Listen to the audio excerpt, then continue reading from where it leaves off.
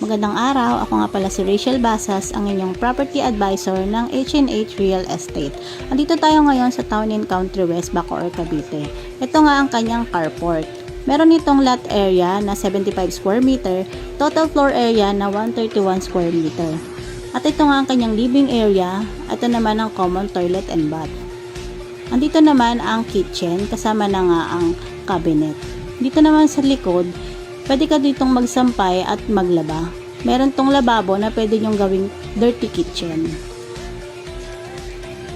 Dito naman sa itaas, meron tong tatlong kwarto. Ito yung unang kwarto. Meron nga itong cabinet sa loob.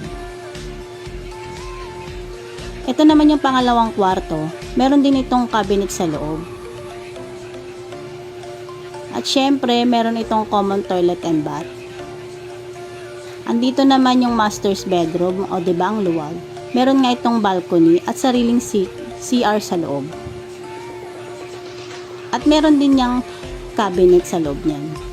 Hanggang dito na nga lang. For inquiry, please direct message me or call.